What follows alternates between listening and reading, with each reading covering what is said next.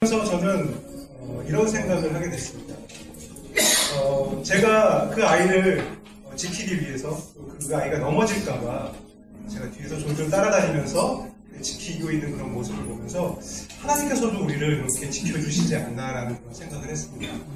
우리가 넘어질까봐, 우리가 잘 서지 못해서 비틀비틀할까봐 하나님께서 우리를 지켜주시고 인도해 주시지 않나 하는 그런 생각을 하게 되었습니다.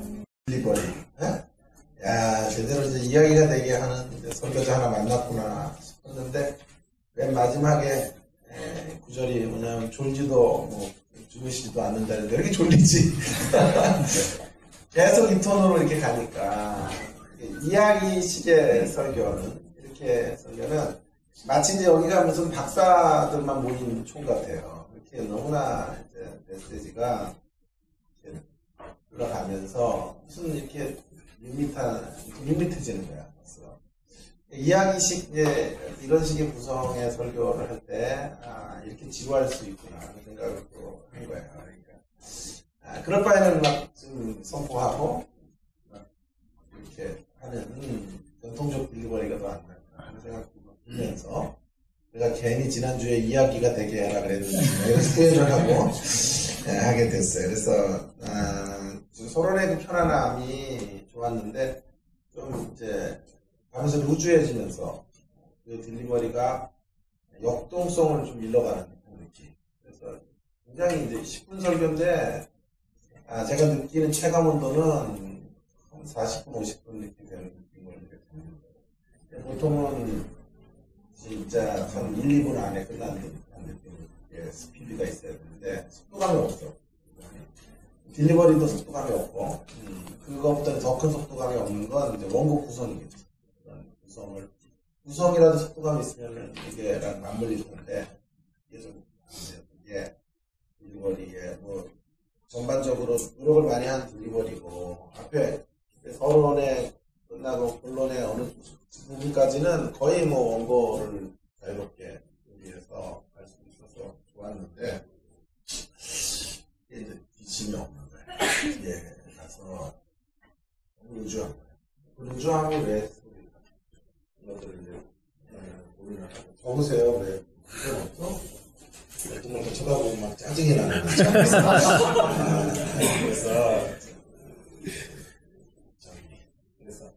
여기 내가 불을 꺼놨어요. 불을 꺼서 주무시려고 왜 오고 있는 거래? 윤청아 네가 껐니? 아니야? 자, 그래서 그런 부분들에 대하여 조금은 고민을 많이 해야 돼요.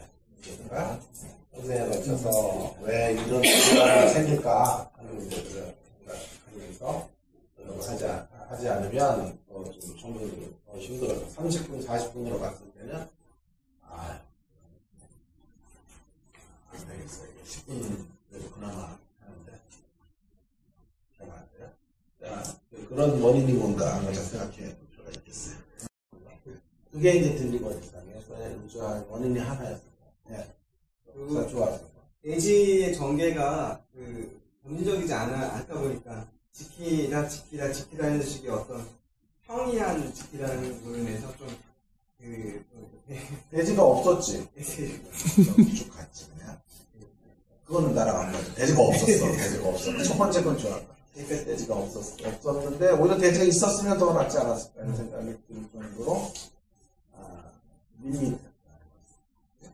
뭐 얘기지? 그러니까 돼지가 이제 지키다라는 게 점진적으로 가지 않고 너무 가다가 무정하게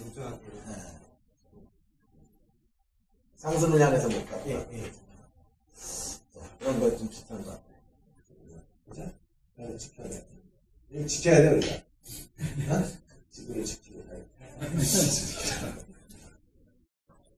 뭔가 좀 잘 될 것 같은데, 오늘은 그렇게 여러분들의 우리가 충분하지가 않아. 물론 12장 내가 설교도 좀 하고 그래서 그러는데 12장에 대한 충실하진 않았다 싶어요. 하나님 지키심에 대한 축소를 주는데 편안한데 너무 편하게 가지 말아야 되고 편안한데도 긴장을 주는 긴장의 요소는 말로 주는 긴장도 다시 개발을 하셔야 되지만 구성 요소의 긴장감, 플라이 막 이런 것도 생각하셔야 되는데 아까 넘쳐가신 분처럼 저도 좀 가다가 예화가 끝나고 바로 본문으로 좀 들어가서 본문이 너무 늦게 들어와. 본문이 일찍 들어가지고 있는데 지키심으로 들어가서도 할 얘기가 많거든요. 해야 될 게, 던져야 될 게 많은데 갑자기 지키심입니다. 서론이 끝나고 그 다음에 좀 무관한 얘기를 하는 듯하면 관심이 딱 꺼져요. 그래서 우주해집니다. 그러니까 거기서 지키심입니다. 그러면서 차라리 이렇게 갈 거에는 연결을 좀 더 문장을 잘 연결을 좀 만들어야 돼요. 그래서 저는 지금 하나님의 지키심이라고 요한계시록 12장을 여러분들에게 중심 주제로 던졌습니다. 의아하신 분이 계실까요? 계신가요?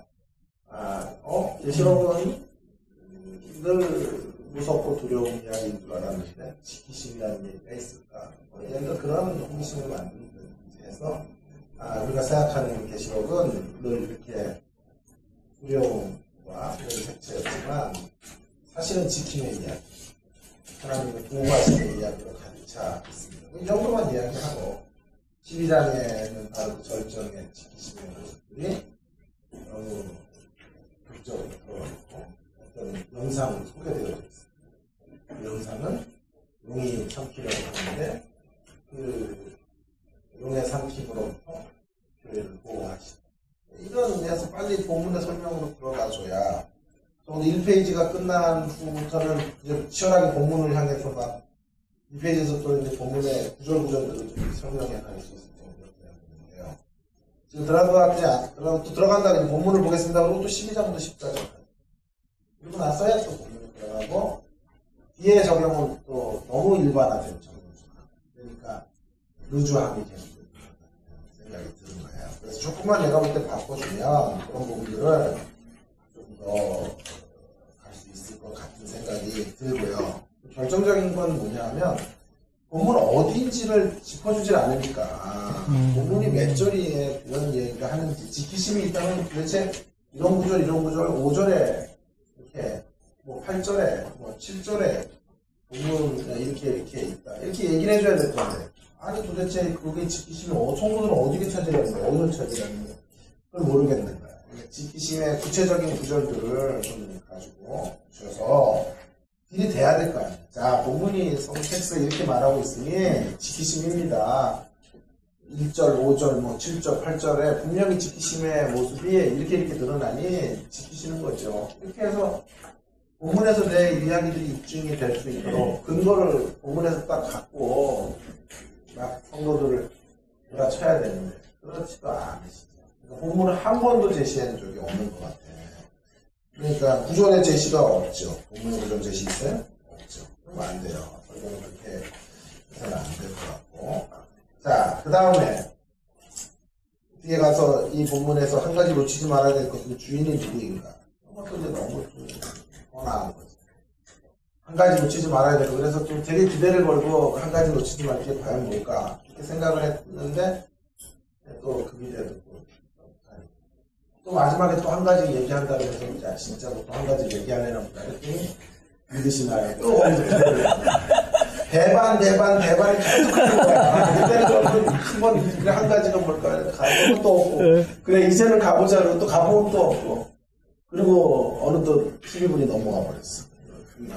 그리고 맨 마지막에 또 이렇게 말해. 졸지도 깨지도 않으신 하나님. 근데 우리는 졸을 입고 잡으실 거예요. 이렇게 무성이 되면 안 되겠다 하는 생각이 들어요. 오히려 전사님이 지금 연구를 할 때 이런 구절이 진짜 은혜가 됐거든요. 나는 지키심은 너무 주제는 잘 잡았는데 6절 같은데 보면 지키시죠. 광야로 도망하며 거기서 1260일 동안 그들을 양육하기 위해 예비하신 것이에요. 자, 똑같은 구절이 13절에도 14절에도 보면 거기서 쫓겨나죠.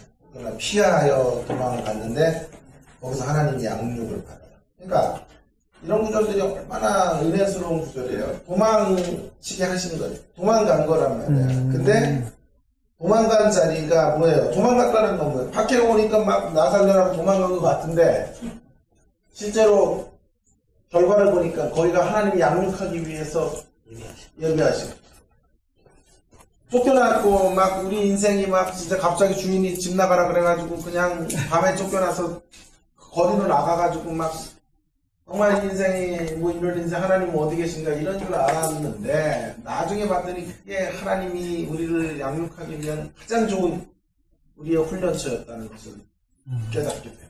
그래서 이게 전환이 되는 하나님의 이 보호하심의 위대한 이 드라마 여기 안에 이런 것들을 좀 버무려가지고 겉으로 보기에는 우리가 쫓겨난 것 같고 겉으로 보기에는 우리의 환경이 사단의 공격 앞에 초토화된 것 같지만 그 속에서 하나님은 문립작업으로 우리를 기르시고 거기서 우리를 양육하기 위해서 우리를 보호하시고 마침내 시간이 지나고 세월이 흘러서 그 시간을 되돌아보면 그때 그 역사가 정말 하나님은 나를 절묘하게 이끌어 가시기 위한 내 인생의 전환점이었다는 것을 알게 돼요. 그래서 여기 온 사람들이 대부분이 아니에요. 그죠?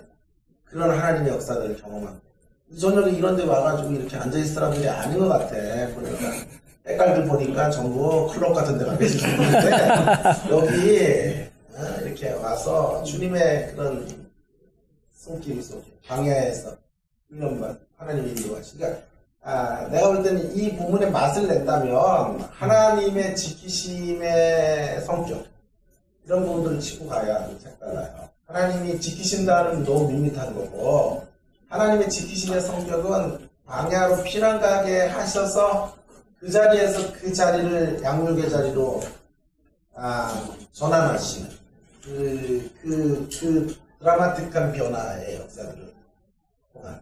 그러니까 자, 한 가지 제가 여러분들과 나누고 싶은 진짜 중요한 한 가지 지키시되 그 지키심이라고 하는 것은 고난이 없는 광야를 가지 않게 하시는 지키심이 아니라 광야로 가서 이제 끝이구나 아무것도 하나님의 나를 지켜주시는 것 같지 않다고 느끼는 그 자리에서 하나님의 역사를 거기 그 문 밑에서 이루어지고 있는 형태의 지키심.